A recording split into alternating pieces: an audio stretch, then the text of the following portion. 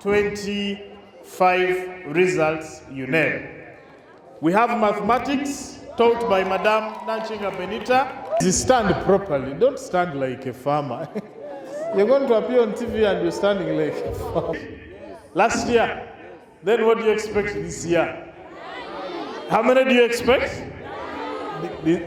Amanya Sentongo Sally Henry, head teacher, St. John Secondary School, Mukono in Namuyenje.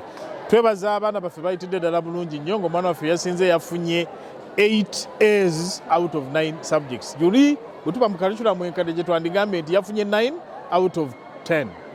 Abaana baffe bayitidde waggulu, bayitidde mu result 1 bonna, abaana baffe bafunye A, B, C. Bonna abaana twatuuza abaana 247. Twebaza abazadde abaatuyirawo omubiri. Ebintu bya new curriculum birimu ka pressure, osaba kino, osaba kiri, osaba kino, osaba kiri, naye abazadde ne bafaayo ne babituwa. Twebaza abasomesa abafaayo ennyo okulaba nti abaana bano babasomeseza ddala misana kiro, misana kumakya, misana kiro. Ne babasomesa okulaba nti abaana abo bayita bulungi era abaana baffe bakolera ddala bulungi. Twebaza abayizi bennyini abakolera ddala obulungi era abamu bali wano mujje mmwe mujje.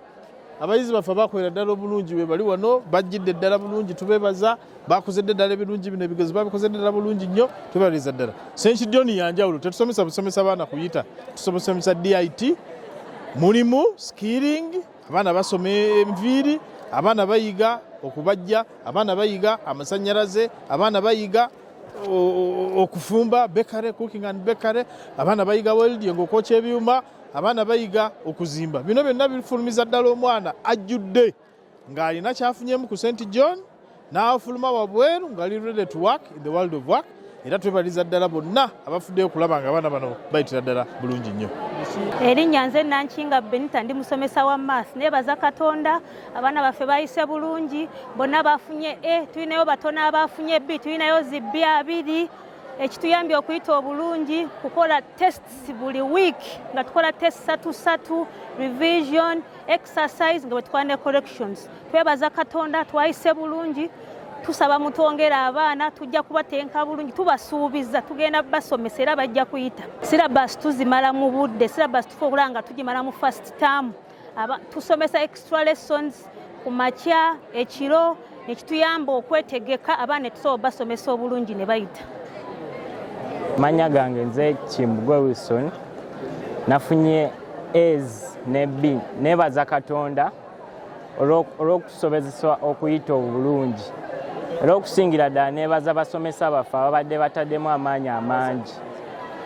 Bataddemu amaanyi mangi batuzuukusa ekiro ne tusoma ku makya tewabadde muzannyo okwegamba mu kusoma kwaffe. Bitibwa Katongole Pasco omuyizi ku St. John's Secondary School Mukono nga nsobodde okufuna 7 A's ne 2 B's ng'ofuna bino eno kibadde through hard work era nga neebaza abasomesa bange abafuubye okunsomesa okusingira ddala class teacher wa math asobodde okusinga mu ssomero lino era math yasinze.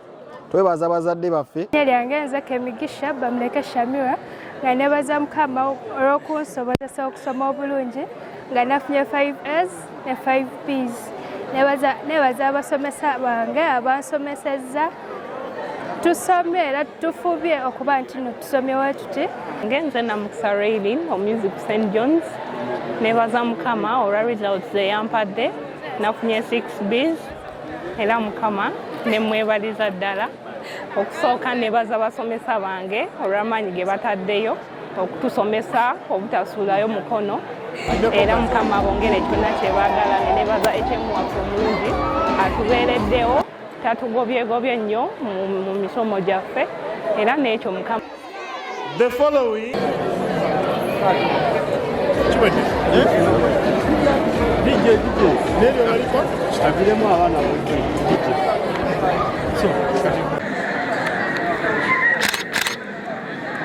kati tubenga abajaguliza bannaye.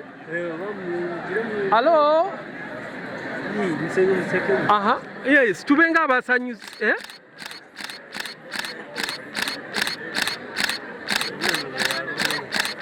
Kale, ija tuwe.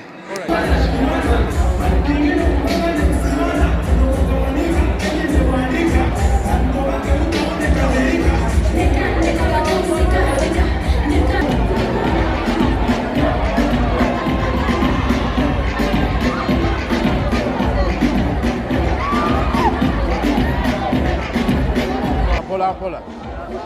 Kivaayo. No, kino kye tufunye kimala. Jjukira. Kwa bidogo. Nedda. Ndeko basi.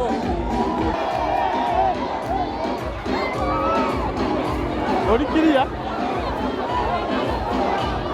Kikoze?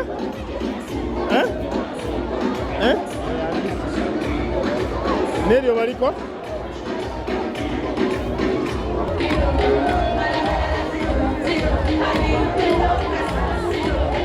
Come on. We thank God for having given us good results. DJ, you on the phone, we want music. And people can shake katono katono.